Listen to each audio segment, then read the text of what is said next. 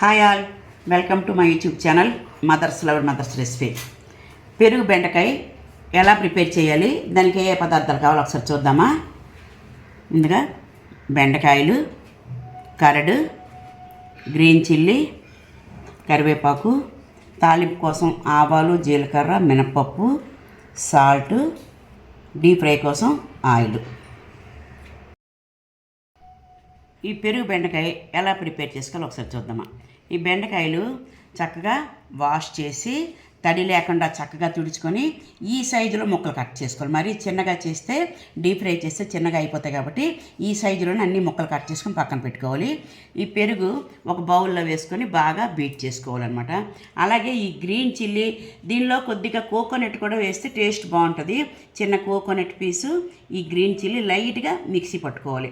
పట్టుకున్న తర్వాత అప్పుడు లాస్ట్గా ఈ డీప్ ఫ్రై చేసిన బెండకాయలు కర్రీలో వేసుకొని ఈ తాలింపు ఆవాలు, జీలకర్ర, మినపప్పు, కరివేపాకు ఆ తాలింపు వేసుకొని దానికి సరిపడా సాల్ట్ వేసుకొని మిక్స్ చేసుకొని రెడీ చేసుకోవాలన్నమాట. ముందుగా ఈ బెండకాయ ముక్కలు డీప్ ఫ్రై చేసుకోవాలి కదా. స్టవ్ ఆన్ చేసుకొని బాండి పెట్టి, బాండి వేడెక్కాక దానిలో కొద్దిగా ఆయిల్ పోసుకోవాలి. డీప్ ఫ్రై కోసం ఆయిల్ పెట్టాం కదా, అది హీట్ అవుతుంటుంది. ఈలోగా బౌల్లో ఈ కర్రట్ తీసుకొని కొద్దిగా బీట్ చేసుకోవాలి. దీనికి సరిపడా సాల్ట్ ముందుగానే వేసుకోవాలన్నమాట.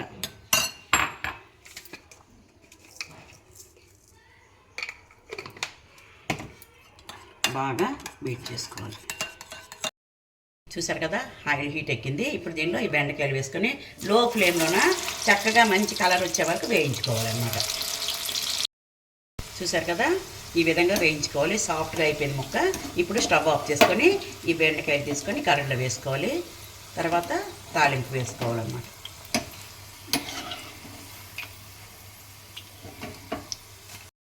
ఇప్పుడు ఆ పెరుగు బెండకాయ కోసం ఇప్పుడు తాలింపు వేసుకుని ముందుగా ఆవాలు, జీలకర్ర వేసుకుందామా. వేగాక ఆవాలు చిటపట్లు ఆగాక ఇప్పుడు దీనిలో ఈ మినపగుళ్ళు వేసుకోవాలి. ఇవి కాస్త వేగాక పచ్చిమిరపకాయలు, కరివేపాకు వేసుకోవాలి. మినపగుళ్ళు కొద్దిగా కలర్ వచ్చాయి. ఇప్పుడు దీనిలో గ్రీన్ చిల్లీ, తర్వాత కరివేపాకు వేసుకొని ఈ పెరుగు తీసుకున్న వేసుకోవాలి కదా. ఈ విధంగా పోపు వేసుకొని ఇలా పక్కన పెట్టుకుంటే ఈ కర్రీడంతా బెండకాయ ముక్కలు చక్కగా పీల్చుకుంటుంది. మీకు ఇంకెక్కువగా పులుపు కావాలనుకుంటే లైట్గా నిమ్మరసం కూడా వేసుకోవచ్చు. నాకు ప్రస్తుతానికి కోకోనట్ కూడా అవైలబుల్ లేదు, అందుకు వేయలేదు. ఆ కోకోనట్ కూడా లైట్గా వేస్తే టేస్ట్ చాలా బాగుంటుంది. ఇది సమ్మర్ స్పెషల్ అనమాట. ఈ సమ్మర్లో మటుగా ఈ పెరుగుతో ఏ వంటగా చేసుకున్నా చాలా టేస్ట్గా ఉంటుంది. మన హెల్త్కి కూడా చాలా మంచిది, కూల్గా ఉంటుంది అనమాట బాడీ. అందుకు ఈ విధంగా వంకాయ కానీ బెండకాయ కానీ రకరకాలుగా చేసుకోవచ్చు. ఈ బెండకాయ, పెరుగు, వంకాయ ఇంకా చాలా ఉన్నాయి. ఇలా చేసుకుంటే చాలా టేస్ట్గా మన మధ్య లంచ్లోన రైస్తో చాలా బాగుంటుంది అనమాట.